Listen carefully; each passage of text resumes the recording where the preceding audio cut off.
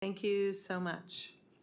Okay, I think maybe the last person to testify is Dan Boritt and from the Indiana Wildlife Federation.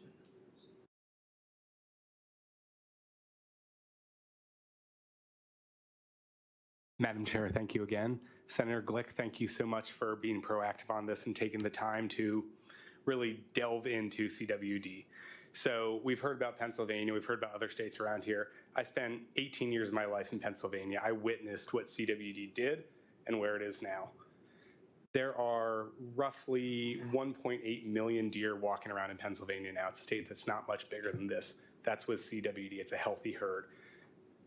Wildlife are adaptable when left to their own devices. Mother Nature deals with problems and pressures in a way that we cannot. I also spent 10 years of my life doing captive breeding of exotic animals for the Smithsonian. Under no circumstances would you consider doing a release of captive animals into the wild if there was any other alternative. You do it when they are extirpated from an area and gone. You don't take captive animals and mix them with wild animals because you just can't figure out what will come of that. We've heard this idea that animals will revert back to their natural state. Guys, Chihuahuas were wolves at one point. They're not reverting back. This moves and it doesn't regress. We have bred deer in captive situations for a reason, and it's to make them big and have these outlandish racks that hunters desire on their walls.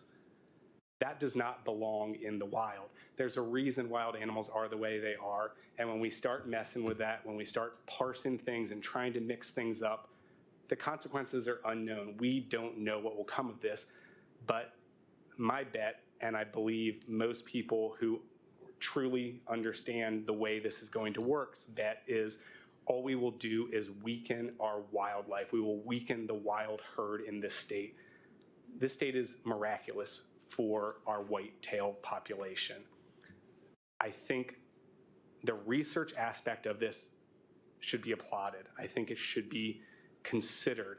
We need to understand CWD well before we even consider what a release of captive into the wild will look like. One other thing I want to hit on that other folks have, but there is no immunity to CWD that we know. There's no set of alleles known to science that gives a white-tailed deer immunity to this disease. It does allow deer to live longer with it, but again, that's probably not a good thing if they're walking around in the wild, because that means they're shedding and spreading wider and for longer. That is not what we want. We want the exact opposite. We want less CWD in the ecosystem. So the Indiana Wildlife Federation has great reservations about this. I think what you are seeing here from the testimony you've heard is there's a pretty significant split between the deer breeders and the folks who want to be out and hunting. And I understand there's crossover between the two, but I think we can bucket those two groups pretty clearly. I'm going to give you a list of national organizations that are opposed to this legislation that we've been in touch with, and you're going to see that they're folks who want deer on the landscape, big, healthy deer on the landscape. National Deer Association, Rocky Mountain Elk Foundation, Congressional Sportsman Caucus, Theodore Roosevelt Conservation Partnership, and Whitetails Unlimited. Every one of those groups opposes this. Every one of those groups wants to have healthy wild populations of white-tailed deer. I think that speaks from my organization and our members' perspective. Again, I applaud you, Senator Glick. You've been such a great champion of conservation in this state, and I think parts of this bill have great potential benefit. It really, really worries me that we would put any timeline on this for getting captive bred deer into breeding with wild deer until we really, really know what is happening. As folks have said, this was passed in Oklahoma. It hasn't been done in Oklahoma. We have no idea what's going to come of it.